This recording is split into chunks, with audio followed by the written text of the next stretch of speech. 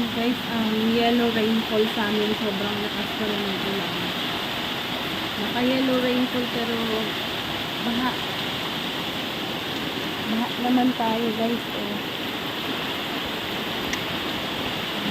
Grabe ang ulan. Simula pa ito noong January 8 guys. January 8. Kaya mahina yung ating ngayon, yung ating mga pagtitinda, so walang aso. Talagang affected yung negosyo ngayon. Lahat naman halos.